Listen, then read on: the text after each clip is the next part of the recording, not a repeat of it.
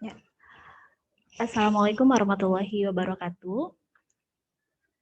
Untuk metodologi penelitian, kita lanjutkan untuk materi selanjutnya yaitu teknik analisis data.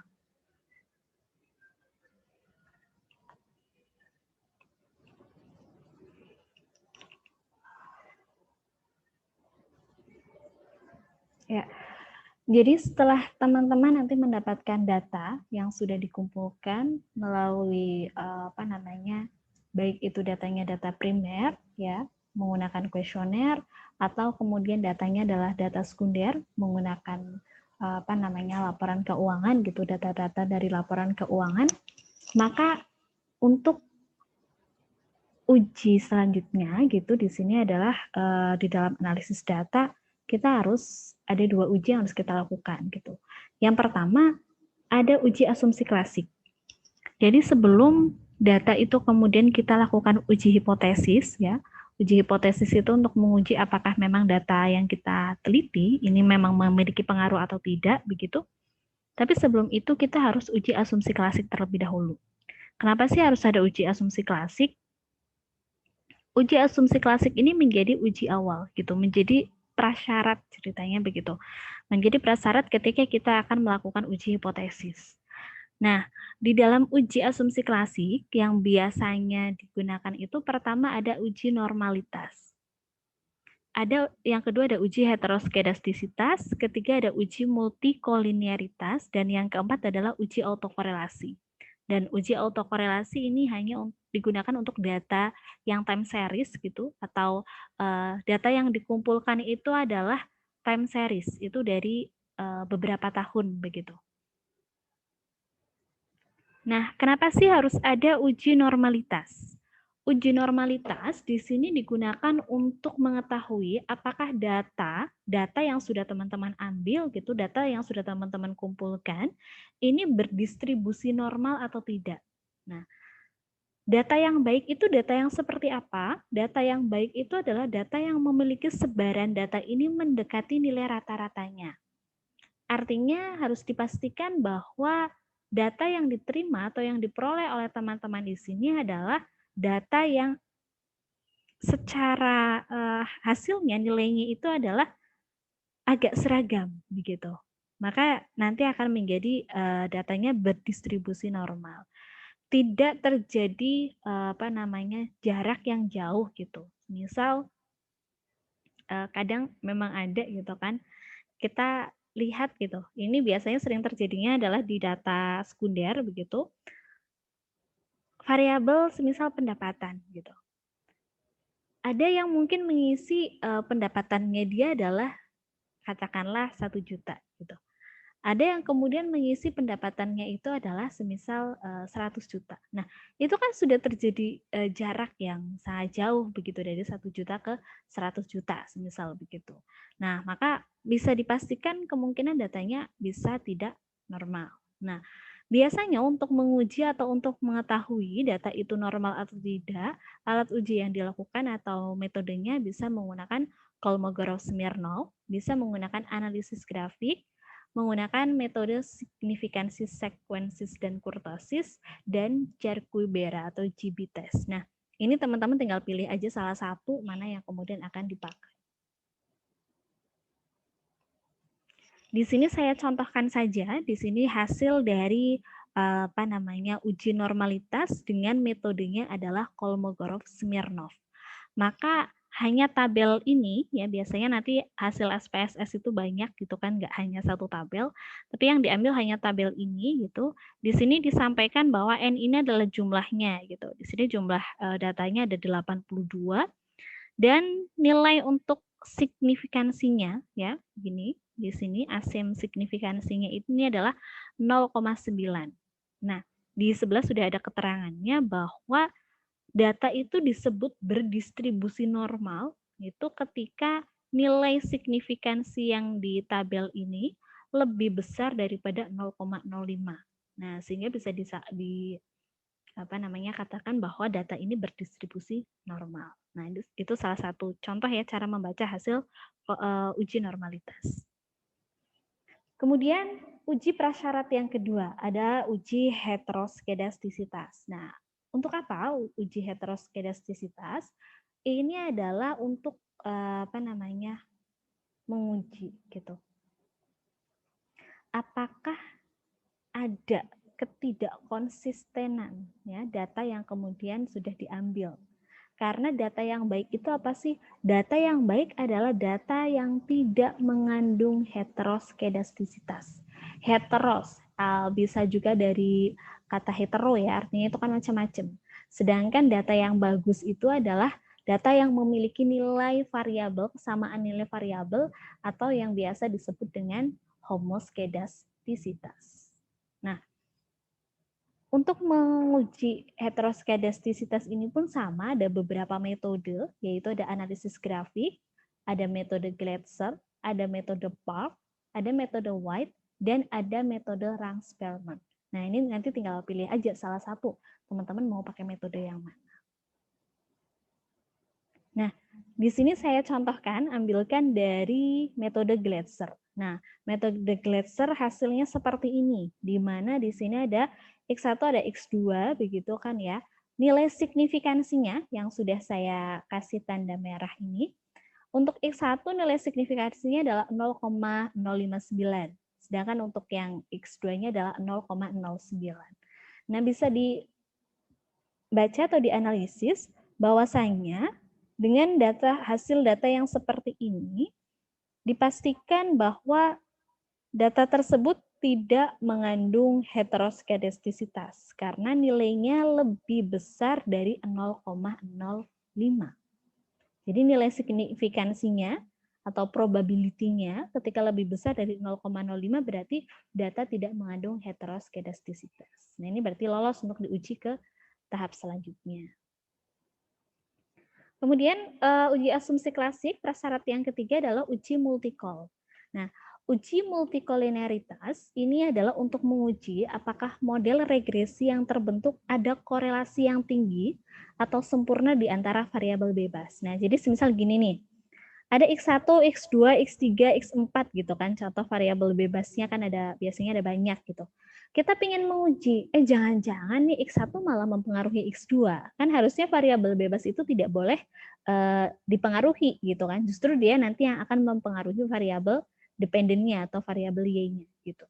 Nah, cara untuk kemudian kita melakukan atau ingin tahu gitu ketika memang di antara variabel bebas itu tidak terjadi saling mempengaruhi begitu adalah dengan menggunakan uji multikolinearitas. Jadi data yang baik itu justru yang tidak mengandung multikolinearitas.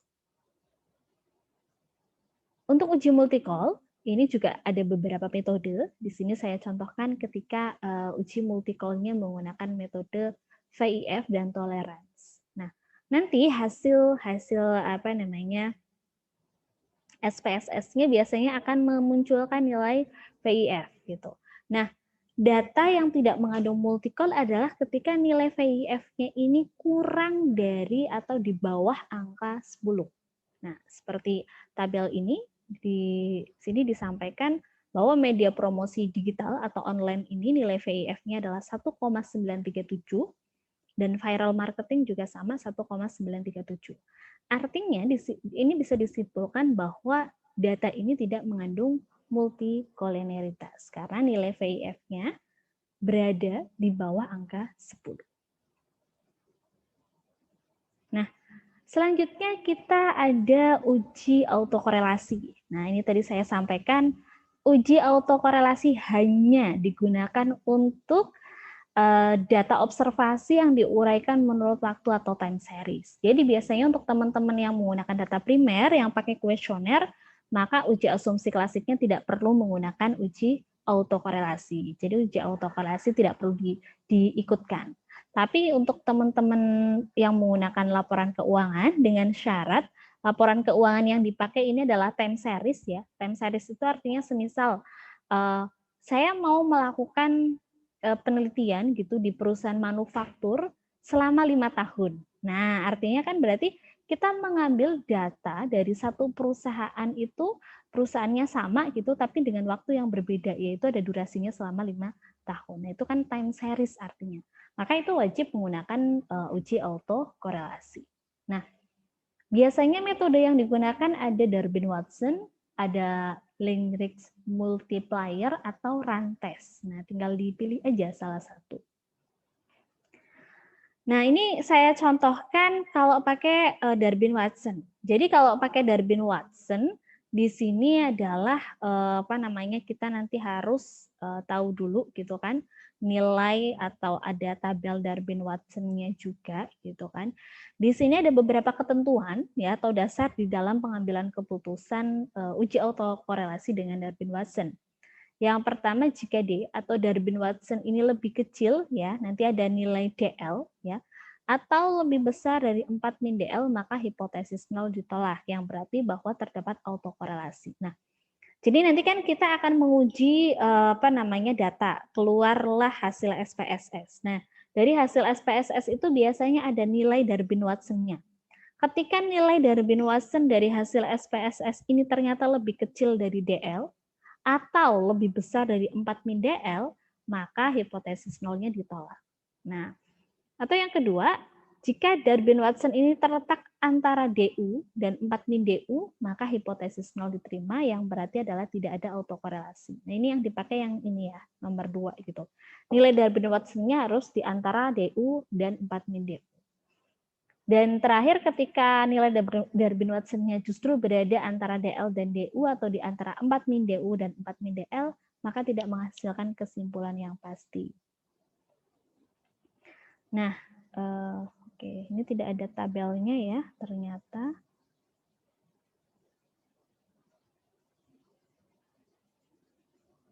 Sebentar.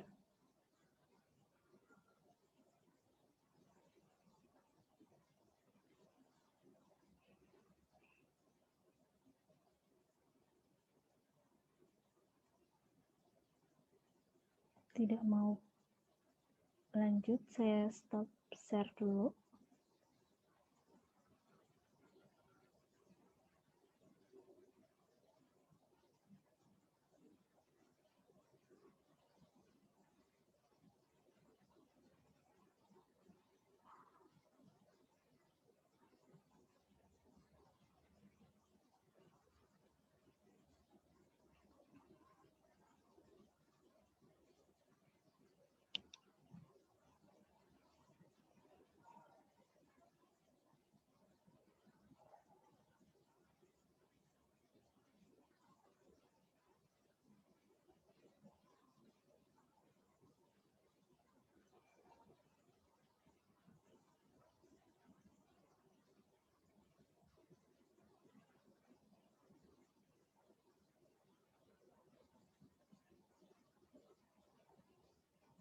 Tidak mau jalan.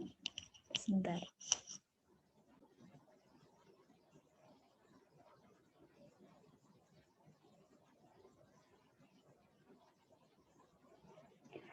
Baik, mohon maaf tadi ada kendala sedikit. Nah, ini untuk hasil uji Darwin-Watson-nya. Nah, ini yang tadi saya sebutkan gitu, nilai Darwin-Watson-nya adalah 2,286. Nah, nanti memang teman-teman diharuskan mencari berapa sih nilai DL dan nilai DU-nya. Nanti akan ada rumus tersendiri begitu dibandingkan dengan tabel Darwin-Watson. Nah, di sini kalau dilihat bahwasannya nilai Darwin-Watson 2,286 ini berada di antara nilai D ya, nilai DU gitu dan 4 min DU. Maka bisa disampaikan bahwa ini tidak terdapat autokorelasi. Nah, ketika uji asumsi klasik ini sudah bebas semua gitu. Pertama, uji normalitasnya terpenuhi, uji heteronya terpenuhi, kemudian uji multicolnya terpenuhi, dan uji autokorelasinya terpenuhi, maka data ini sudah siap untuk dilakukan uji hipotesis. Nah, uji hipotesis ini memang di materi ini saya sampaikan mungkin secara simpel gitu dengan regresi berganda. Walaupun mungkin nanti teman-teman ketika di lapangan, mungkin ada beberapa yang pengen lebih naik lagi gitu levelnya, nggak hanya regresi berganda, mungkin mau pakai analisis jalur, begitu juga diperbolehkan gitu. Nah, di sini untuk uji regresi berganda ini adalah ketika ada variabel X1, X2, X3 gitu kan ya berpengaruh terhadap variabel Y gitu kan. Kita akan menguji baik secara simultan, secara bersama-sama maupun secara parsial. Apakah berpengaruh atau tidak. Ini hasil ujinya, jadi ini untuk contoh uji secara parsialnya. Yang dilihat itu mana sih? Ada dua gitu kan yang akan menjadi pembanding memang, yaitu nilai T hitung, ini nilai T hitung ya, dengan nilai signifikansinya gitu. Nah, hari ini saya akan menyampaikannya adalah di yang nilai signifikansi, di mana kalau kita melihat dari nilai signifikansi ini adalah X1 ini berpengaruh. Kenapa berpengaruh? Karena nilai signifikansinya adalah 0,00 yang lebih kecil dari 0,05. Nah, uji hipotesis atau hasil uji regresi linear berganda untuk pembandingnya, signifikansinya ini adalah berkebalikan dengan uji asumsi klasik. Mungkin tadi teman-teman bertanya-tanya, loh kalau uji asumsi klasik malah harus lebih besar dari 0,05. Iya betul. Kalau uji asumsi klasik justru harus lebih besar dari 0,05. Tapi kalau untuk uji hipotesis ya hasil regresinya ini harus lebih kecil dari nilai signifikansinya yaitu 0,05. Ini yang menyatakan bahwa X1 berpengaruh terhadap Y. Kita lihat untuk hasil dari X2 sendiri, X2 memperoleh nilai signifikansi adalah 0,2. Nah, sudah jelas ya bahwa 0,2 ini lebih besar daripada 0,05, maka dinyatakan tidak ada pengaruh antara X2 terhadap Y. Itu tadi secara parsial, artinya secara masing-masing. Nah, kemudian lanjutnya adalah secara simultan. Ya, secara simultan X1 dan X2 ini memperoleh nilai signifikansi adalah 0,0, yang artinya berarti secara bersama-sama X1 dan X2 ini memiliki pengaruh terhadap Y. Nah, kemudian uji koefisien determinasi ini untuk mengetahui seberapa besar prosentase antara total ya X1, X2 terhadap Y. Nah, kalau di sini disampaikan ini dilihat dari nilai R square-nya bahwa nilainya adalah 0,536 yang akan kita kalikan dengan 100% ya. Di sini disampaikan bahwa X1 dan X2 yaitu variabel media promosi digital atau online dan viral marketing ini berpengaruh sebesar 53,6% terhadap variabel keputusan pembelian. Nah, artinya ada 46,4% ini, sisanya ini adalah dipengaruhi oleh variabel lain yang tidak termasuk di dalam penelitian ini. Nah, itu mungkin sekilas kaitan dengan bagaimana sih kita menganalisis data dari SPSS, hasil data dari SPSS.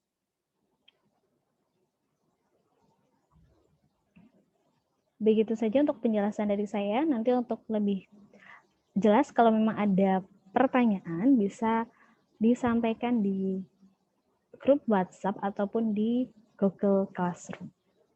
Saya akhiri, wassalamualaikum warahmatullahi wabarakatuh.